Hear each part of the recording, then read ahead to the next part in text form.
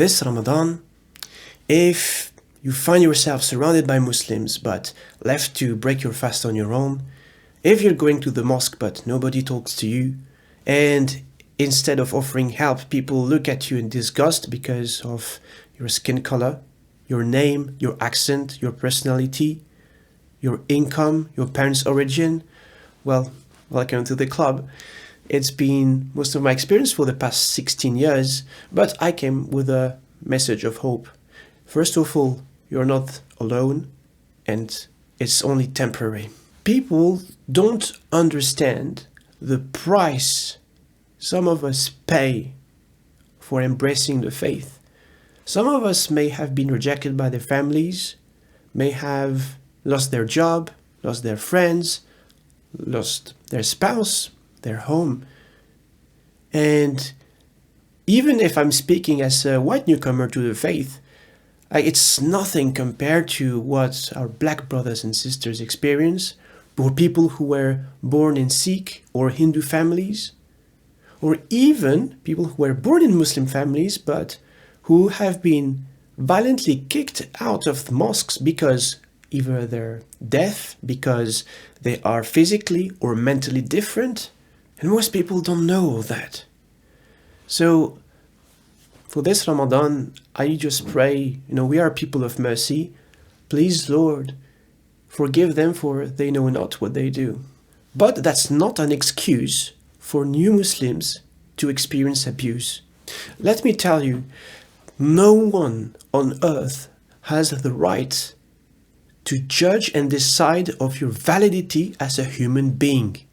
It took me the most of the past 16 years, but if people judge you and decide of your validity based on these worldly attributes, most of them you cannot change, like how can I change my parents' origin, for example?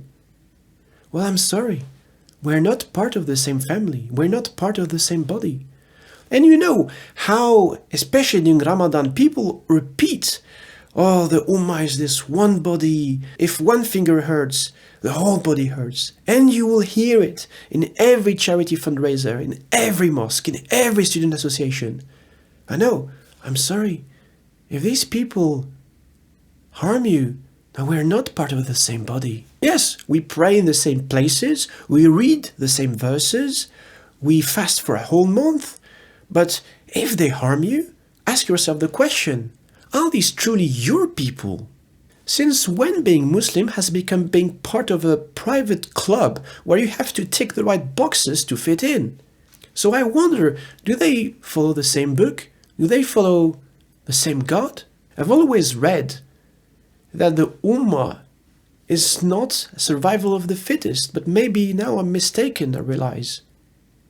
It was actually the original Ummah, was a community of misfits. The first companions were people from the margins, people who were poor, who were in debt, who were enslaved. So why has it now become this kind of social Darwinism? How come your skin color, your body shape, your income or your parents' origin make us somehow less Muslim? So this Ramadan, I would like to remind myself of a piece of advice I gave myself a long time ago, and I would like to share with you. Do not seek God in people. People are imperfect. Do not, like I did in the past, fall for what people advertise. It's not because someone has a big beard, a big thobe, a hijab, that they are necessarily good followers of the religion, that they're godly people. You probably know my story already, how I married this wonderful person who was wearing the hijab, praying 5 times a day, doing all her nafils, fasting on Mondays and Thursdays, but was a very violent person. And I was stuck for 5 years in an abusive marriage. Islam is not about labels, it is not about aesthetics, appearances. It's about behavior, it's about values. Do not end up like I did in the past. Do not end up being harmed and taken advantage of because of your kindness or good intentions. Your body and your mind, your health, all have a right over you.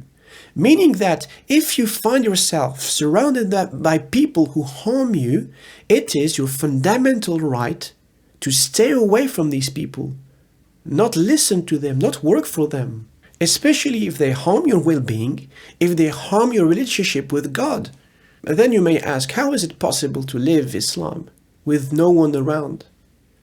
And this is where I tell you that, yeah, I have a message of hope about this. Because you can find your people. It took me the most of the past 16 years. It took me being called all sorts of names. It took me so many heartaches, so many tears. They're really, really hard to find, but it's possible. Well, I can count them on the fingers of my two hands, but still, these are people who, if something happens to me, even if it's 3 a.m, they will be there for me. And let me tell you, they may look like nothing you expect. So how do you recognize them? You will recognize them by their values and their behavior. So these people will make you feel welcomed. They will make you feel heard. They will support you. When you are around them, you will never feel like you have to fit in, like you have to change. These are people who will love you as you are and for who you are. And these are godly people. So don't wait for a community to accept you. If you want a community, you need to find it. You need to build it. And if you are stuck in a physical space, in an online space, you always have the power to set sail.